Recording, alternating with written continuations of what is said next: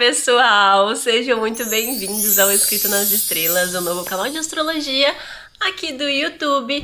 Não se esqueça de deixar o seu like aqui no início do vídeo, de hypá-lo também e de se inscrever aqui no canal. Para você que deseja fazer a sua consulta astrológica comigo, seja de sinastria, mapa astral, eletiva ou revolução solar, é só entrar em contato comigo aqui no link da descrição do vídeo. Então, pessoal, hoje, honrando essa lua cheia polêmica em Leão, vamos abordar um assunto muito polêmico dentro da astrologia aqui dentro deste canal, tá? Que é o nosso famigerado propósito no mapa astral, que às vezes também é chamado de missão, ok? Então eu decidi trazer um vídeo avulso sobre esse tema aqui dentro dessa comunidade, porque eu sei que é uma grande curiosidade, né, em volta do tema propósito, do tema missão, dentro da astrologia, que muitas vezes não é bem abordado corretamente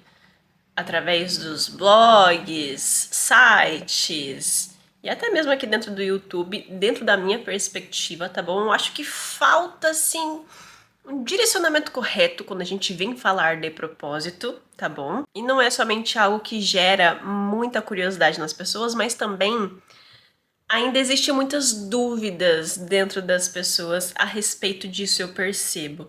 Mesmo para quem já fez uma consulta astrológica ou vem fazer pela primeira vez uma consulta astrológica, se você sente um pouco dessa necessidade de fazer outras consultas com outros astrólogos, é interessante porque cada astrólogo tem a sua perspectiva, né, da astrologia, isso é bem legal. Só que se você ainda carrega muitas dúvidas sobre o seu propósito, sobre o seu trabalhar interno, mesmo já tendo feito outras consultas astrológicas, existe algo de errado sobre a sua perspectiva do que de fato significa essa missão dentro da astrologia, que é o que eu vou tentar abordar aqui com vocês. E eu super consigo entender a confusão que esse tema carrega, porque como eu falei, eu acredito que quando esse tema é abordado por pessoas da nossa comunidade, às vezes falta aquele direcionamento, falta uma abordagem específica que por isso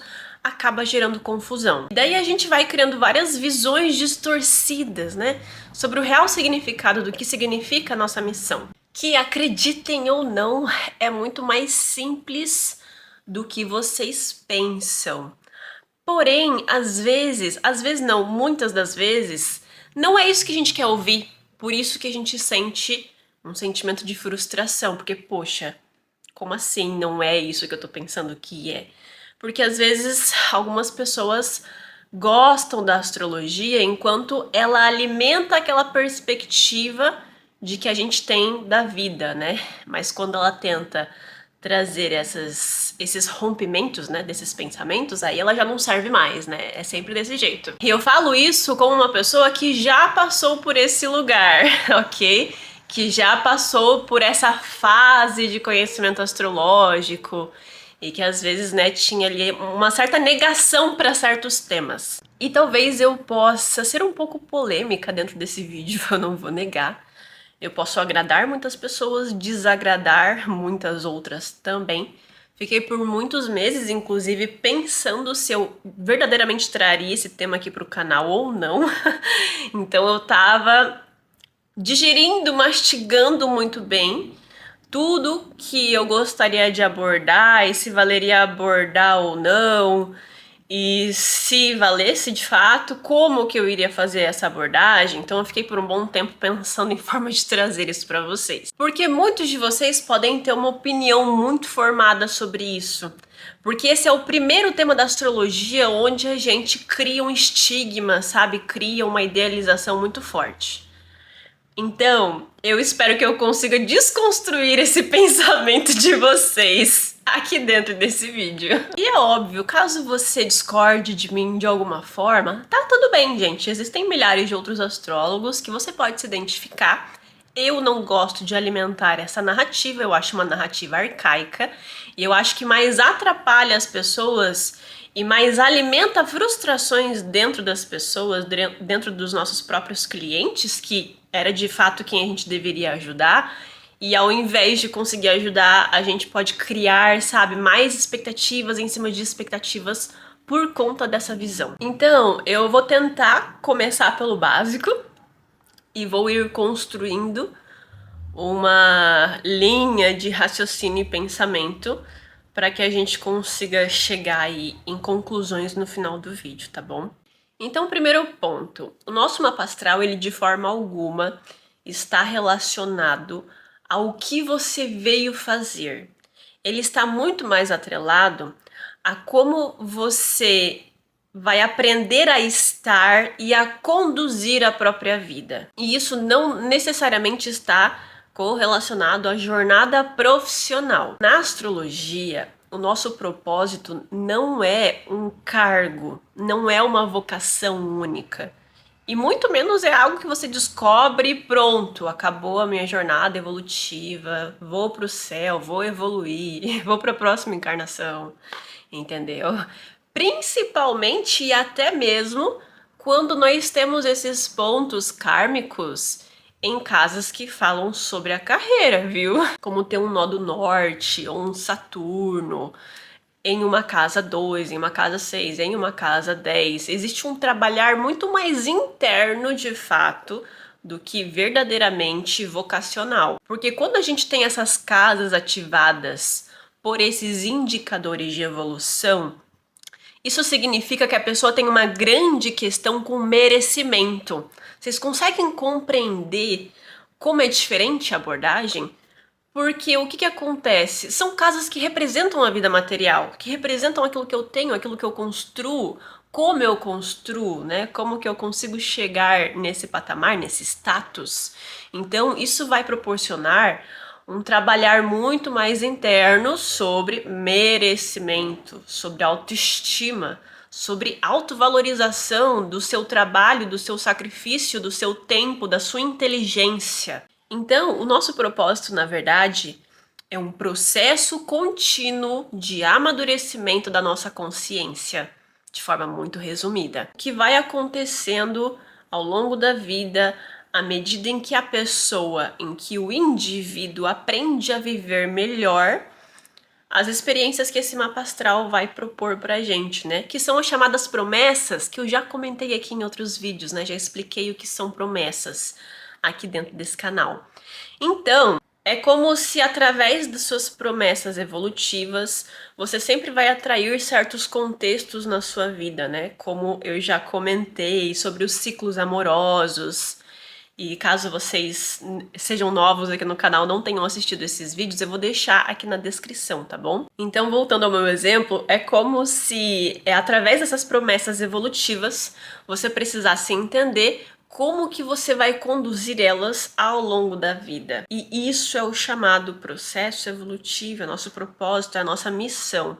Porque dependendo desses contextos e dessas promessas que a gente sempre acaba atraindo na vida, às vezes são contextos tóxicos, contextos que nos pedem empoderamento e reconhecimento do próprio valor. E daí existe aqui essa jornada constante também. Então eu vejo muito que as pessoas têm um pouco dessa dificuldade de diferenciar isso, sabe? Então a maioria das pessoas vem buscar uma leitura de mapa astral, uma leitura astrológica muito voltada ao lado profissional, como uma resposta de uma tentativa de resoluções profissionais. E que muitas vezes vem atrelada a uma pergunta relacionada à sua missão e ao seu propósito. Então, a maioria das pessoas misturam esses dois temas, entendeu? É isso que eu quero dizer. E como eu estou tentando explicar, são temas diferentes. Às vezes, são temas enraizados, eles vêm da mesma raiz, como eu dei o exemplo, né, das casas que falam sobre a carreira. Às vezes a gente tem um indicador evolutivo dentro dessas casas, porém, é um trabalhar mais interno do que necessariamente externo, né? É um pouco sobre esse entendimento da onde que vem essa busca, essa ânsia pelo reconhecimento, pelo merecimento, que vem atrelada a esse contexto profissional, mas não é esse o resultado final que você precisa alcançar, entendeu? Como se a nossa missão de vida fosse somente trabalhar E daí, em termos de família, relacionamentos, amizades, comportamentos, autossabotagens, é como se esses temas não fossem dignos de serem inseridos dentro da nossa missão de vida. É importante nos sentirmos bem com o nosso trabalho para executá-lo diariamente, mas não é para levarmos o nosso trabalho como nossa missão de vida. Porque senão a única coisa que você vai conseguir com isso é adoecer, ok? Principalmente para quem trabalha com espiritualidade, para quem trabalha com tarô, com astrologia, com psicologia também, né? Que é um auxílio ali que você presta para o seu cliente. E eu digo isso porque eu vejo isso no meu trabalho diariamente. Eu vejo isso constantemente no meu trabalho, na verdade, principalmente quando é mais voltado, quando as pessoas são mais voltadas para esse trabalho mais espiritual, né? E por que que isso acontece? Isso sempre vai acontecer quando o astrólogo, o tarólogo, o reikiano, ou seja qual for o seu trabalho de espiritualidade, ele se coloca nesse lugar de salvador, né? Nesse lugar de que eu escolhi essa profissão por uma missão. E daí quando o terceiro, né, no caso nosso consulente às vezes, ele não está conectado com uma consciência de fato elevada, ainda precisa ter um autoconhecimento ali mais trabalhado, um autodesenvolvimento, uma autoobservação maior, o que acaba acontecendo é essa projeção, porque houveram expectativas que não foram atendidas, porque às vezes a pessoa acredita que existe um propósito maior do que necessariamente aquilo que está sendo me falado, que a longo prazo, se a pessoa não trata isso, se a pessoa ela não coloca essa distinção do que de fato é sua missão de vida e do seu trabalho, que nesse exemplo que eu estou falando, né, é um trabalho sim que ajuda pessoas, porém, você não é responsável por essa ajuda que você está prestando, entende? E se a gente não faz isso, a gente vai se adoecendo, a gente vai se perdendo. E muitas vezes até desanimando, né? E daí a gente entra em outro ponto que eu gostaria de abordar aqui com vocês. Esse tipo de narrativa astrológica, desse pensamento sobre propósito ou missão, eu particularmente acredito que vem da ancestralidade da astrologia, que se iniciou-se lá em 500 anos antes de Cristo. Eu já tenho um vídeo aqui no canal, eu vou deixar aqui nos cards, é um vídeo maravilhoso, tá bom? Que eu falo um pouco sobre a história da astrologia, né? E eu acredito que isso vem desse histórico, se enraizou desse histórico e não foi atualizado ao longo do tempo. E naquela época, a astrologia ela tinha essa proposta preditiva, essa proposta de uma comunicação muito teatral, muito profética, que era muito utilizada na época também graças ao contexto cultural, né, pessoal? Porque imagine, há 500 anos antes de Cristo, as pessoas não tinham essa consciência como tem hoje, né? Então, a nível de comparação, não é que nem é hoje em dia. E daí o mundo foi se atualizando, mas eu acho que algumas abordagens astrológicas não foram atualizadas. Na verdade, estão sendo atualizadas todos os dias, porém eu acredito que alguns astrólogos gostam, sabe, dessa narrativa, gostam de profanar, gostam de ser esse mensageiro. E muitas vezes é um mensageiro muito extremista, de forma muito resumida, né, pessoal? E eu falo isso devido a algumas experiências minhas de coisas que eu ando ouvindo de clientes meus por conta de astrólogos X, Y e Z, que assim, eu fico passada, sabe, com certas coisas que eles falam, que eles profanam. É bem complicado, tá? E daí eu gostaria de explicar um pouquinho, né, do porquê que isso vem da nossa ancestralidade, da ancestralidade da astrologia, desse histórico. Pois, o que que acontece? Nos livros antigos, é comum que eles carreguem um linguajar meio arcaico, sabe? Meio literal, meio extremista, porque para a época esses contextos faziam sentido. E eu já vou trazer um exemplo para vocês. Porém, reproduzir esse linguajar arcaico será sempre uma escolha nossa como astrólogos, tá bom? Isso está muito mais atrelado ao ego espiritual, aproveitando que essa palavra aí tá hypada aí na internet graças ao BBB.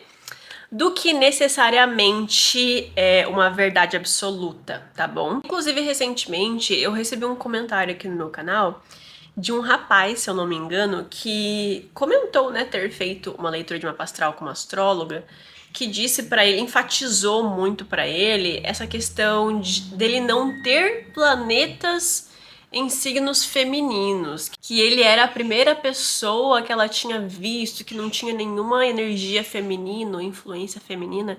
E eu fico me questionando, no que isso agrega dentro de uma leitura de mapa astral, sabe? Eu até perguntei pra ele os contextos dessa frase, enfim. A gente teve uma troca rápida ali, mas isso é uma visão extremamente arcaica da astrologia, pessoal.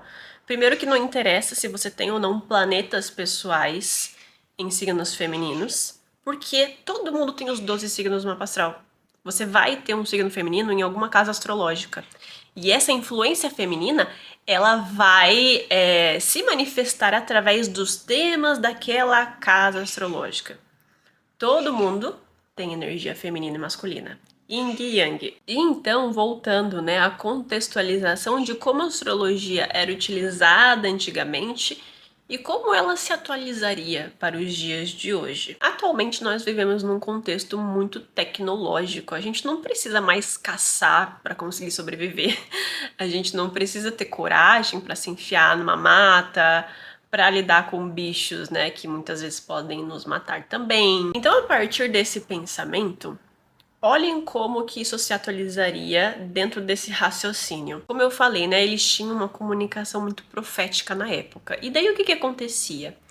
Os astrólogos, às vezes, quando eles viam ali algum ponto enfatizado no mapa, em que Marte estava recebendo uma projeção, um Marte enfatizado de alguma forma no céu, no momento em que aquela criança nasceu, que normalmente eram só pessoas muito influentes que tinham acesso a essas informações também. E daí os astrólogos da época, eles iriam enfatizar muito isso para essa criança.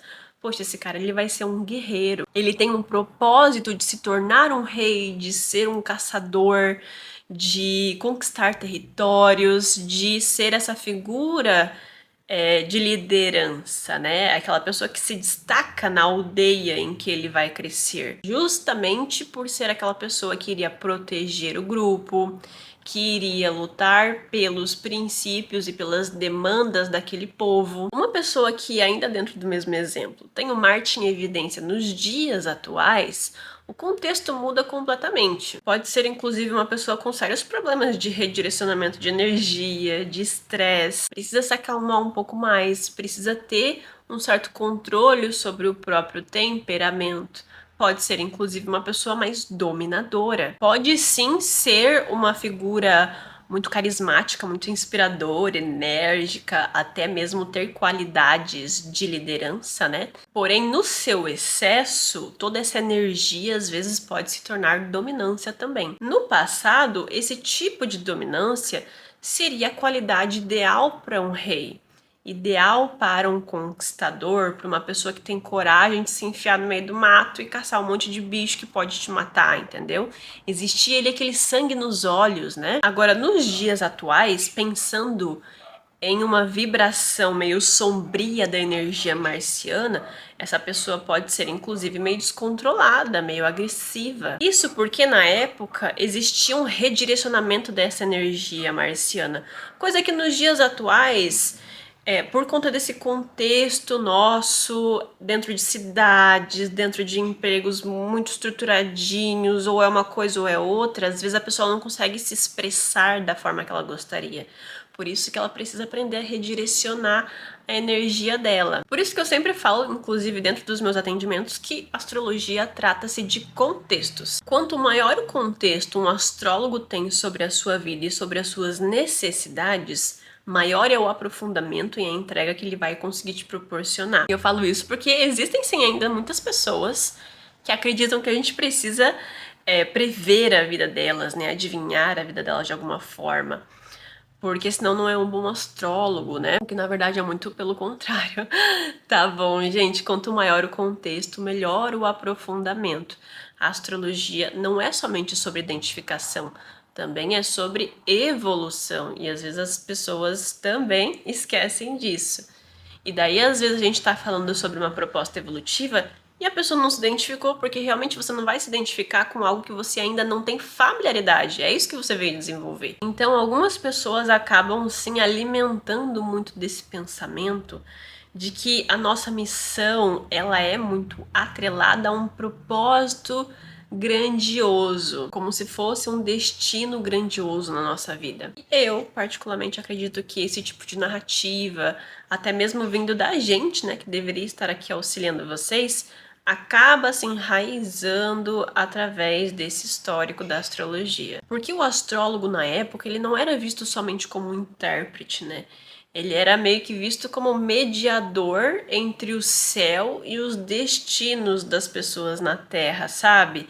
Eu expliquei melhor isso nesse vídeo que eu indiquei para vocês ao longo aqui da gravação. Então a linguagem dessa pessoa, ela precisava causar impacto e causar uma certa autoridade para que as pessoas respeitassem os astrólogos na época. Por isso que muitas vezes, mesmo fazendo várias leituras, a gente se sente desconectado do nosso propósito porque a gente acredita ser essa missão maior. Daí a gente começa a sentir culpa, porque a gente acredita que não ocupa um certo cargo de prestígio, por exemplo, ou sente que perdeu, né, muito tempo da nossa vida e não conseguiu alcançar aquele status grandioso. Mas, na verdade, para a maioria das pessoas, às vezes a sua missão é aprender a se relacionar melhor, é aprender a pedir desculpas, a perdoar, a confiar mais nas pessoas, a cuidar mais da própria saúde, a desenvolver disciplina, inspirar ao invés de dominar, e por aí vai, né? A lista é imensa. E daí, quando a gente vai aprender mais sobre o tema, a primeira frase que a gente ouve ali sobre aprender a se relacionar melhor,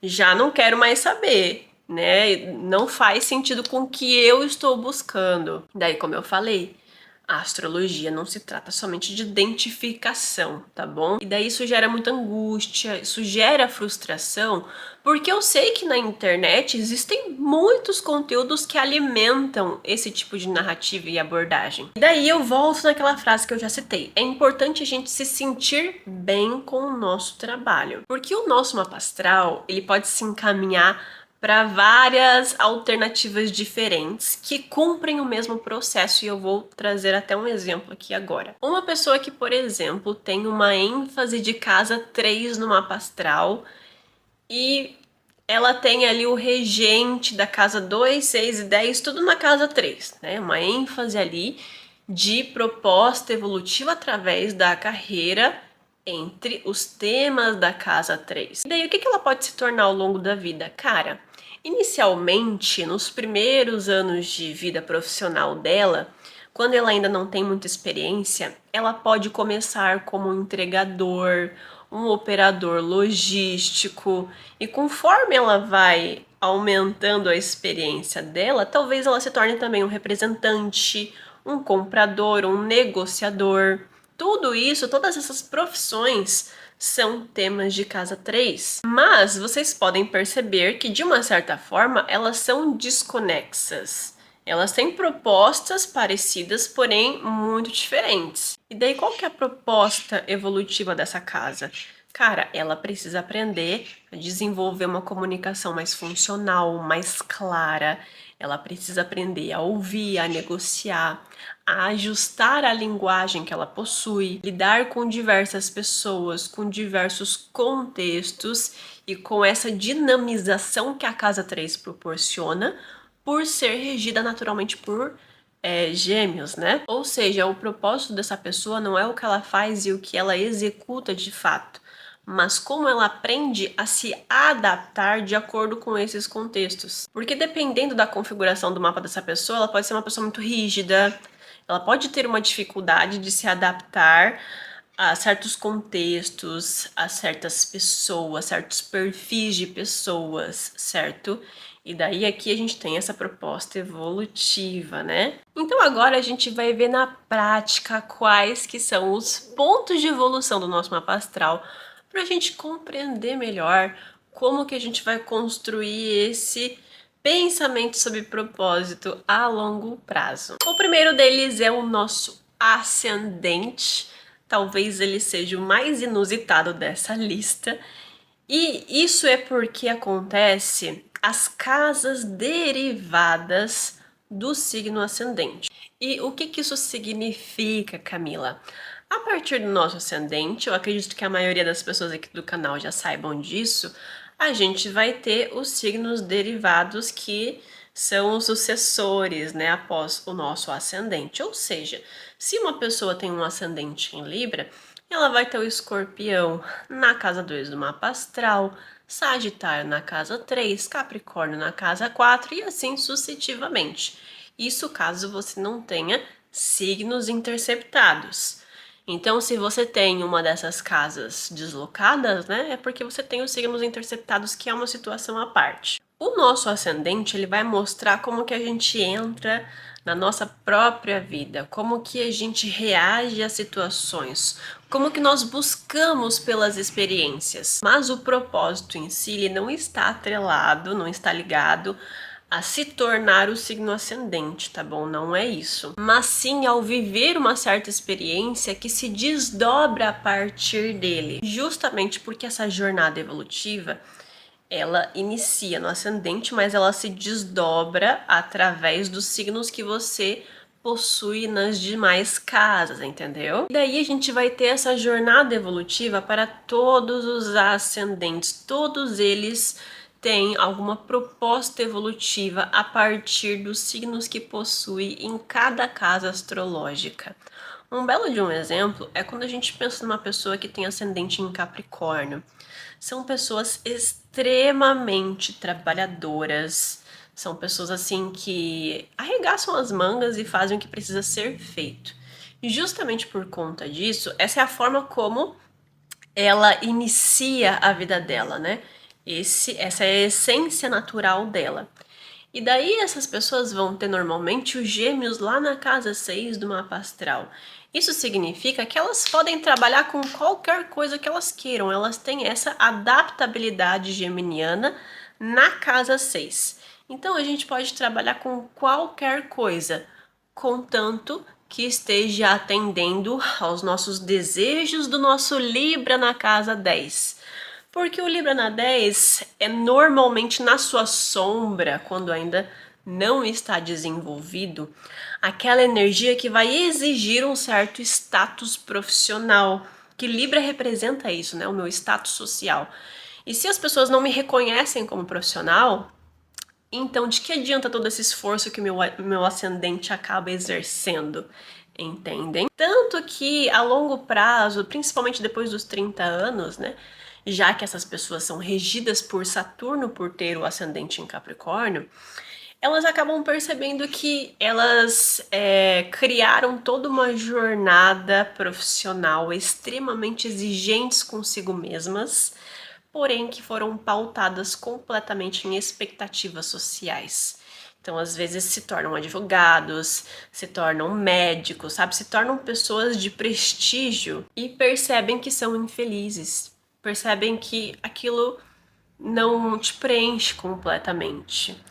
E daí vão em busca do restante do desenvolvimento das outras casas astrológicas também. Então, esse é um dos processos evolutivos do ascendente em Capricórnio.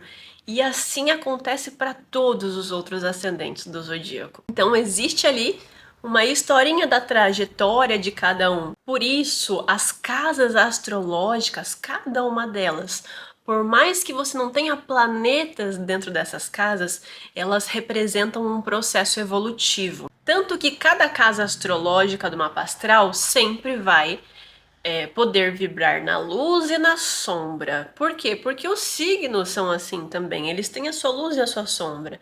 E daí é sobre a gente interpretar quais são os signos que eu tenho em cada uma dessas casas astrológicas e como que eu vivo esses signos dentro dessas casas. Você acha que você vive essa casa de uma forma saudável ou mais desafiadora, mais negativa, mais tóxica, vibrando mais na sombra daquele signo em questão? Isso se evidencia mais ainda quando a gente pensa na dica extra que eu vou deixar lá no fim do vídeo, tá bom? E daí quando nós estivermos falando sobre a dica extra, eu vou voltar nesse assunto para vocês entenderem melhor.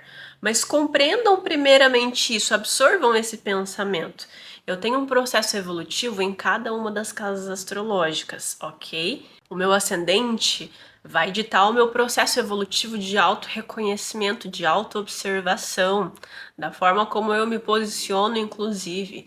A minha casa 2 vai falar como que é o meu processo evolutivo em relação à forma como eu administro os meus recursos, o meu dinheiro, a minha matéria, como que eu dou valor ou não para o que eu possuo, de que forma eu acredito que aquilo que eu tenho não é o suficiente, eu sempre preciso de mais e de mais, e o porquê, da onde que vem essa ânsia por mais? Porque a casa 2, na verdade, ela representa muito mais uma questão interna do que nós valorizamos, tanto a nossa autovalorização, como uma pessoa, um relacionamento, ou até mesmo a forma como a gente lida com os recursos que a gente já possui. A casa 3, ela vai falar muito sobre esse processo evolutivo em relação à comunicação, a forma como eu posiciono, como eu julgo as outras pessoas também. Porque o nosso pensamento, ele é assim, né? Ele acaba sempre vendo ou ouvindo algo. A casa 3 fala muito sobre isso. Ver, ouvir e falar. E daí a gente absorve, a gente constrói um pré-julgamento e a gente externaliza, né? E como que a gente lida com essas questões através da nossa casa 3? E assim sucessivamente. Então, dentro desse primeiro ponto de processo evolutivo, aqui a grande questão, na verdade, é a gente aprender a existir dentro da nossa vida com maior consciência diariamente, né? E eu acho que o nosso ascendente, ele é o mais desafiador para a gente desenvolver o nosso processo evolutivo, porque ele é um processo que não acaba nunca.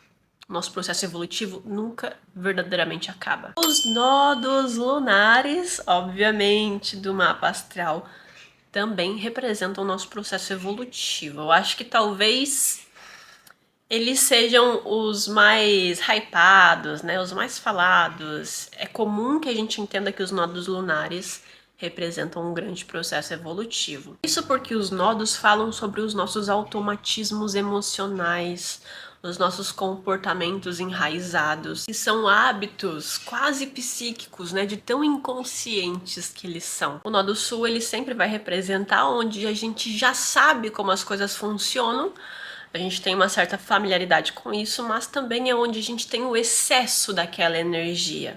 E é justamente onde a gente pode ficar preso ali por repetições de padrões e a gente não consegue transcender, sabe, aqueles padrões repetitivos. Principalmente quando nós temos uma energia, uma concentração de planetas pessoais em conjunção com esse nó do sul também. Ou até pior, né? Quando a gente tem um Saturno em conjunção ao nó do sul. Porque daí aqui Saturno, ele traz um certo apego para os temas do nó do sul. E é onde a gente vai ter um grande trabalhar interno em relação a transcender aquela energia, não ficar se esgotando dentro daquela energia. Uma pessoa que, por exemplo, tem um nó do sul em Capricórnio, cara, ela vai trabalhar que nem uma condenada. Inicialmente, nos primeiros anos de vida, principalmente. E ela vai ter muito essa questão de que eu só posso comprar algo ou ter algo se eu merecer aquilo. E daí, o que acontece? Vai ter o nó do norte em câncer. A pessoa ela precisa aprender a receber as coisas também, a ser cuidada também, a ser amada e a receber não somente pelo que ela proporciona ou pela forma como ela se esforça, mas simplesmente pelo que ela é. E ponto final. Existe uma grande questão assim de merecimento no nó do sul em Capricórnio. E daí são pessoas que elas sempre colocam um trabalho na frente de tudo, elas sempre acreditam que elas precisam se esforçar muito para ter as coisas, elas precisam mostrar o porquê elas merecem, né? E é muito difícil sair dentro desse comportamento, sabe? É difícil, assim, a pessoa ela é acostumada a isso, a batalhar pelo que ela tem. Enquanto o nó do norte, ele vai falar sobre esse crescimento, aonde que nós encontramos o crescimento e a transcendência desses comportamentos. Mas também é onde a gente consegue enxergar esse estranhamento, né? Que você tá furando a tua bolha.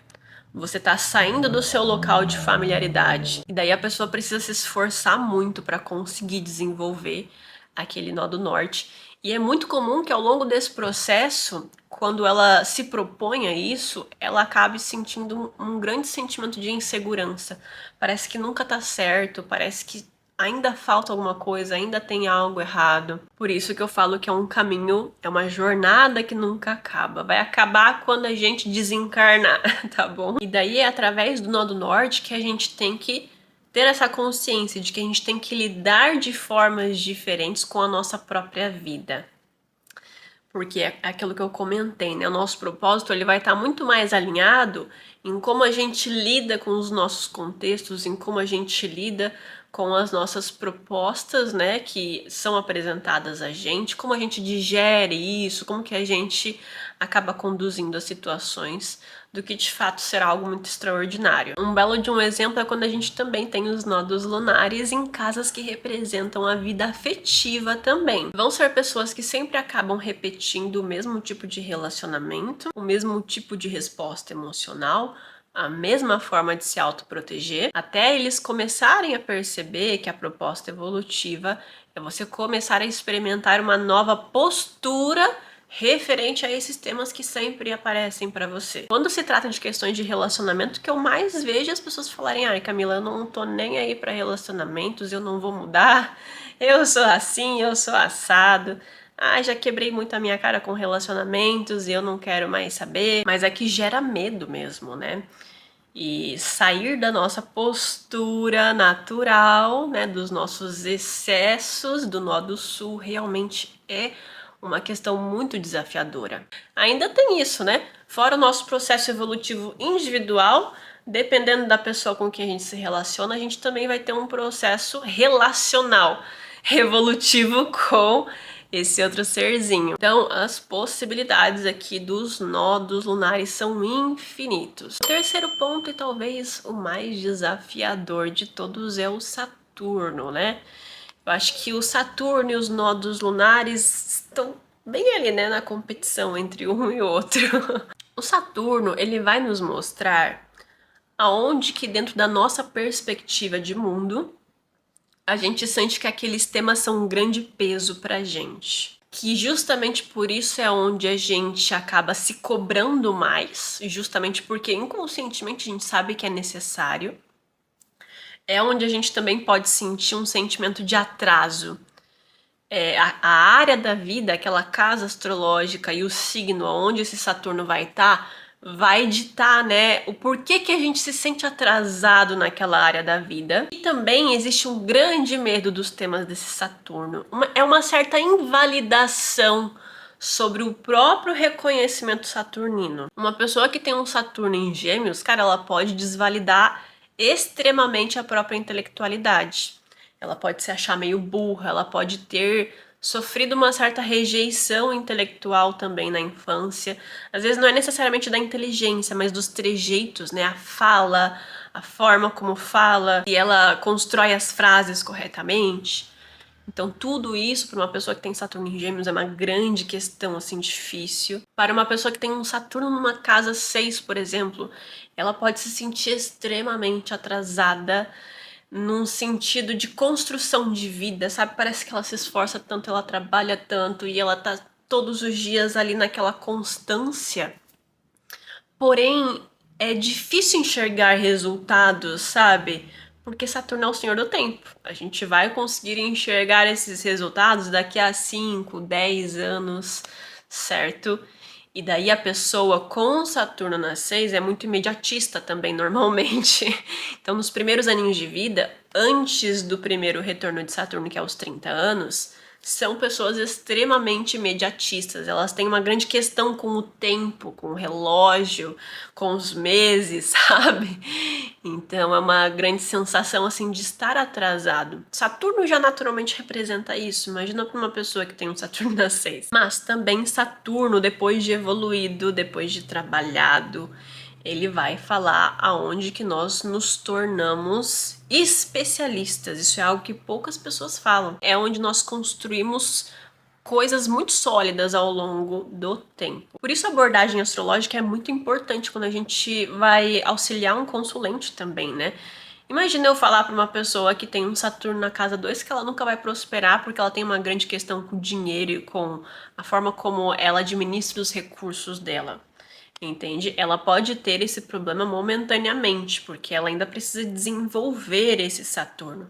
Mas depois que essa pessoa desenvolver um Saturno de casa 2, gente, ela pode enriquecer, inclusive. Então, o nosso propósito evolutivo com o planeta Saturno está muito mais naquilo que a gente trabalha consistentemente do que necessariamente naquilo que flui de forma muito facilitada. Então, é onde a gente precisa construir responsabilidade, constância, um grande comprometimento e até uma certa honestidade consigo mesma, né?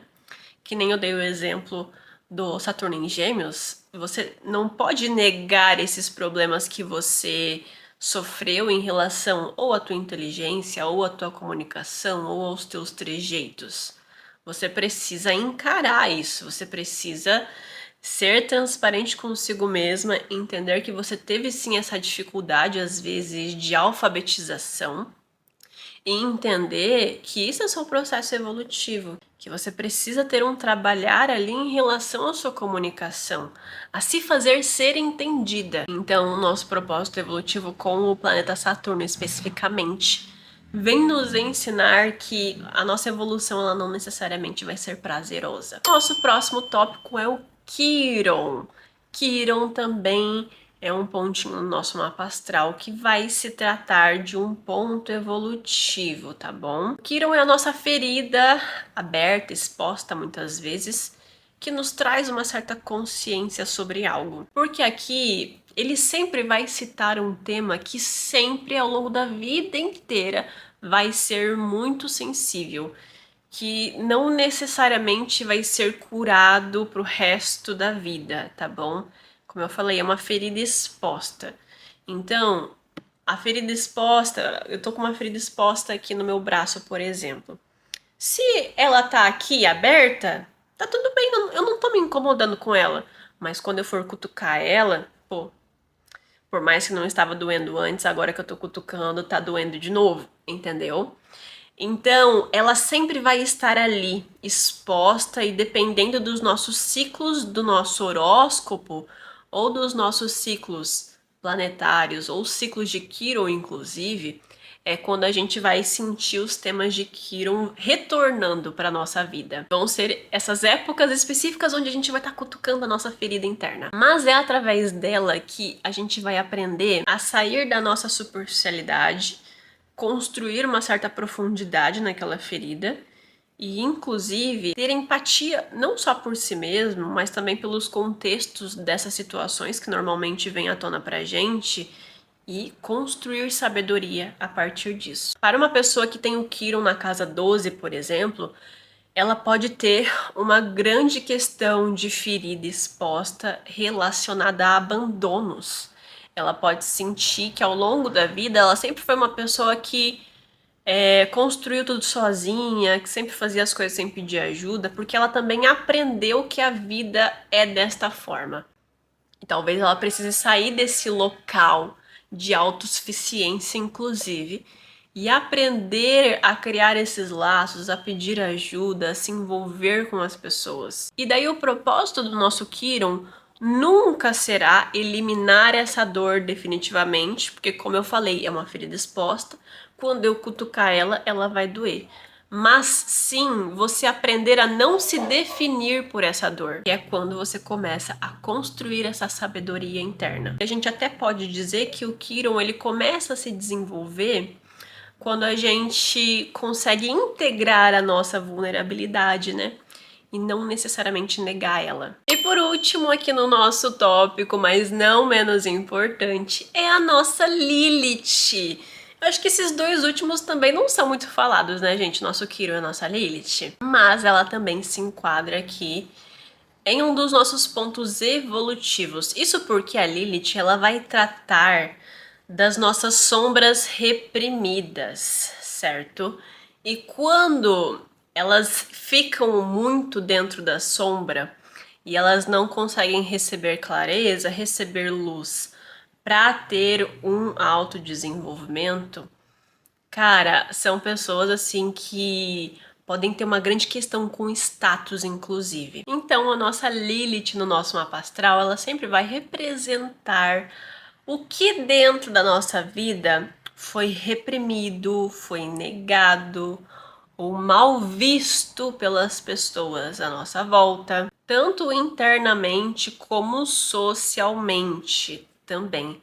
Por isso que eu falei que quando ela está mal integrada, são pessoas que podem ter uma grande questão com seu status social, né? A forma como são vistas pelas pessoas, enfim. Então, esse é o ponto do nosso mapa astral, onde muitas vezes nós somos forçados a nos conter muito, a nos calar, ou de alguma maneira tentar se ajustar às expectativas alheias. Uma pessoa que, por exemplo, tem uma Lilith em Leão, ela pode ter uma grande questão com os seus próprios talentos e com o seu próprio reconhecimento, inclusive. Então, normalmente foi uma criança que cresceu em algum contexto em que ela sempre era diminuída, em que ela sempre tinha ali alguma questão que ela nunca seria o suficiente por conta própria. Teve uma vez que eu atendi um homem, que é bem raro acontecer, mas acontece. Foi uma coisa que me chamou muito a atenção, porque ele tinha um leão especificamente regida, obviamente pelo sol dele, que era um sol de casa 3. E essa experiência da Lilith em Leão, ele viveu completamente através da relação dele com o irmão. Então, o irmão dele tinha essas características, né, de subjugar, de reprimir e de colocar o irmãozinho mais novo como um segundo plano, né? Então, ele sempre tinha essa repressão dos próprios talentos, do próprio reconhecimento, justamente porque ele buscava a aprovação do irmão. E para isso ele também não queria tirar os holofotes que o irmão recebia. E isso é muito significativo, né? Inclusive o irmão era leonino, então o sol do irmão fazia conjunção com a Lilith do irmãozinho, né, mais novo que eu estava atendendo. E daí a pessoa cresce e muitas vezes, se mal desenvolvida dentro de um contexto de uma Lilith em Leão, ela pode se tornar extremamente elitista, ser uma pessoa que exerce agora essa mesma dominância com os outros da mesma forma que aconteceu com ela, certo? Então, se não for tratada, a nossa Lilith, ela sempre vai espelhar, né, as próprias experiências com os outros. Essa é a grande questão da Lilith. E daí o crescimento vai acontecer quando a pessoa deixa de viver esses temas de uma forma inconsciente, que é a grande maioria das vezes que acontece, e passa a ver esse assunto com mais responsabilidade e consciência, assumindo seus próprios atos, assumindo esse espelhamento que acontece de fato. Não é sobre se julgar também, só porque você está dentro desse comportamento sombrio da Lilith, né? Quando a gente ainda não está tão consciente. É sobre você abraçar essa proposta, é sobre você se acolher também, entendendo que os seus comportamentos, eles são derivados dessa energia. Agora, a partir daqui, você pode escolher replicá-los novamente ou não. Então a gente vai aprender a se posicionar, a dizer não para certas situações que ultrapassam os nossos limites, a desejar sem culpa também, porque a Lilith também fala muito sobre os nossos desejos, né? Porque eles foram reprimidos, a reconhecer as nossas necessidades próprias sem se sentir culpado por isso também. No caso de uma Lilith em Leão, cara, existe uma grande necessidade de reconhecimento, né? De uma validação sobre o quanto a pessoa ela foi se desenvolvendo como pessoa, foi crescendo, virando adulto, foi desenvolvendo seus talentos. Vai ser uma pessoa que vai gostar de ser reconhecido por isso. Mas também é sobre assumir os nossos desejos com ética, tá bom? Então, é muito importante a gente entender isso. Então, se vocês estão gostando desse vídeo até aqui, pessoal, não se esqueçam de deixar o seu like. de hypar o vídeo, de se inscrever aqui no canal, para que vocês possam receber mais conteúdos como este aqui. E comentem aqui embaixo o que vocês estão achando sobre o tema, qual que é a sua perspectiva sobre todos esses fatos que eu trouxe também. E vamos agora para a nossa dica extra que eu comentei lá no primeiro tópico, que são os eclipses. É isso mesmo, pessoal. Os eclipses também vão nos conduzir, na verdade, às nossas propostas evolutivas. Todos os tópicos anteriores foram pontos evolutivos do nosso mapa astral. A partir dos eclipses, a gente consegue compreender como que nós vamos conduzir essas propostas evolutivas. Porque o nosso propósito pessoal, ele não existe separado do tempo. Ele é um processo contínuo, mas ele não é vivido de uma forma homogênea ao longo da vida. E daí o que eu quero dizer com isso? Existem certos períodos da nossa vida em que alguns dos nossos processos evolutivos dão uma silenciada e que a gente começa a perceber que outros pontos começam a se tornar inegociáveis naquele momento. E é justamente aí que entram os eclipses, porque é eles que vão conduzir quando que nós precisamos entrar e emergir no processo evolutivo de cada um dos pontos astrológicos do nosso mapa astral, que ele vai ativando conforme ele vai se movimentando através do sistema solar. Então é como se eles funcionassem como esses marcadores, né, da proposta evolutiva daquele momento. Por isso que eu gosto tanto de trazer os vídeos dos eclipses aqui para vocês. Eu acho que desde o iniciozinho do canal sempre foi um tema que eu sabia assim que era de suma importância, que eu tento trazer com um grande aprofundamento para vocês, porque é muito importante que vocês estejam conscientes dentro desse processo. E daí eu não falei lá no início do vídeo que, de acordo com o nosso ascendente, a gente vai ter os signos em cada uma das casas astrológicas que vão proporcionar um processo evolutivo referente àquela casa especificamente. É exatamente isso que o eclipse vai fazer, porém ele vai realizar a ativação através do horóscopo, através daquele momento em que ele está transitando por essa casa.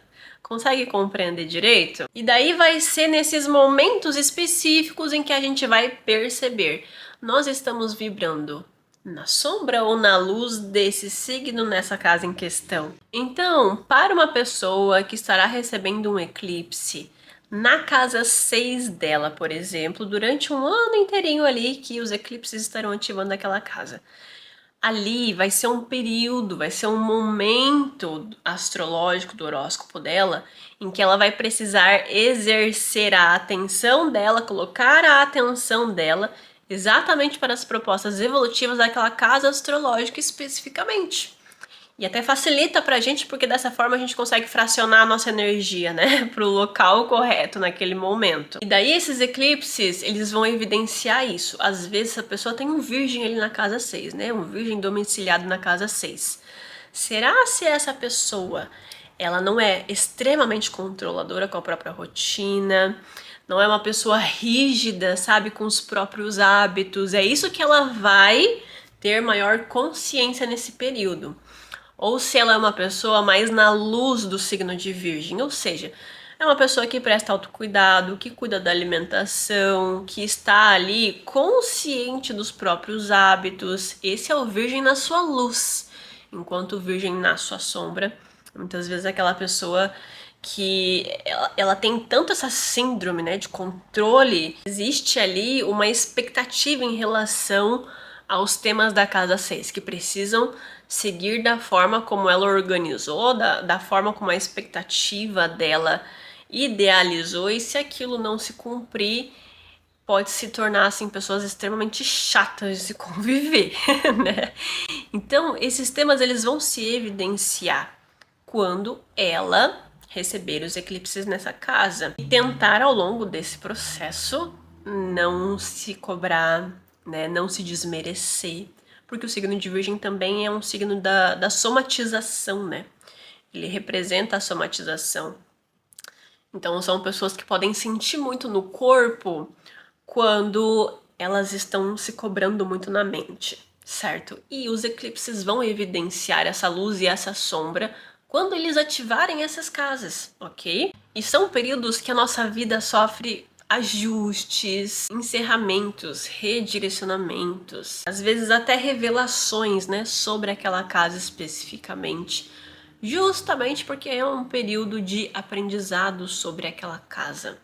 A gente precisa desconstruir a forma, é um momento em que a gente entende que a gente precisa desconstruir a forma como a gente lida com aquela casa. Então é como se a vida acabasse direcionando o nosso olhar para aquele ponto específico do nosso mapa astral agora. Meio que querendo dizer, né, que é aqui que a gente precisa ter maior consciência nesse momento, no agora. E inclusive os próprios eclipses podem ativar os nossos pontos de evolução do mapa astral também, né? Então, às vezes, os eclipses vão começar a acontecer em cima do nosso Saturno, em cima do nosso Quirón, em cima da nossa Lilith e assim sucessivamente. E daí serão aqui um período de extrema evolução que a gente vai sofrer, tá bom? É inclusive muito comum eu receber essa pergunta e eu gostaria já de respondê-la aqui dentro desse vídeo.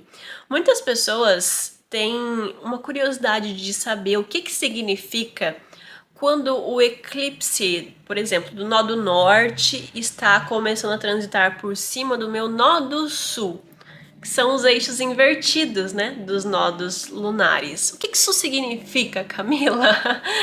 Então, gente, pode acontecer duas situações, tá?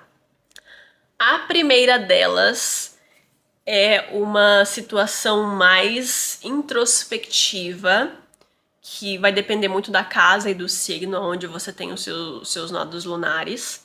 E dentro desse exemplo do nó do sul que eu trouxe, né, vai ser um período em que você pode perceber com maior consciência os seus padrões repetitivos, né?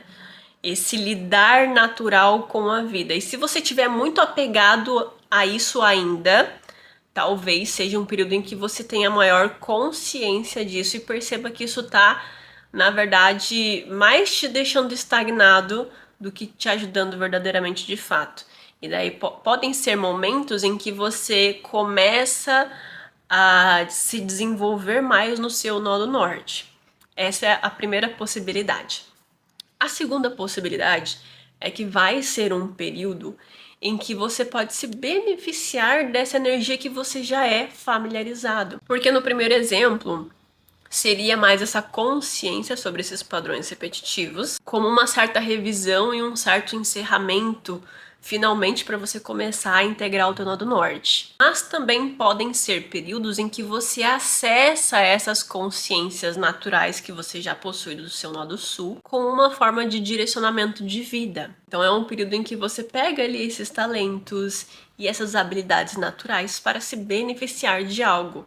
Vai depender muito da casa astrológica que você tem. Esse nó do sul também, por exemplo, né? Às vezes uma pessoa que tem o nó do sul na casa 2 vai ser um período em que essas habilidades naturais que ela tem de conseguir administrar seus recursos e também de conseguir construir mais recursos ainda, podem ser resgatados como forma de se beneficiar naquele momento. Porém, é importante a gente não imergir nessa energia familiar, tá bom?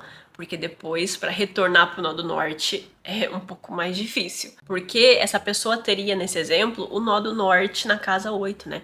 São pessoas que precisam aprender a receber, né? E daí, às vezes, podem até ter uma grande vergonha, né? De serem bancados, de receber presentes, ou da família ser, né, um ambiente de muito suporte, certo? Pode ter uma grande questão, assim, de como assim não fui eu que consegui conquistar isso, sabe? Então é um período de uso estratégico dos seus talentos antigos também, ok? Normalmente é um misto dessas duas situações, e daí, como eu falei, é sempre importante dosar. Tudo aquilo que é um talento nosso dentro da astrologia e um defeito só são distintos a partir do excesso daquela energia, tá bom?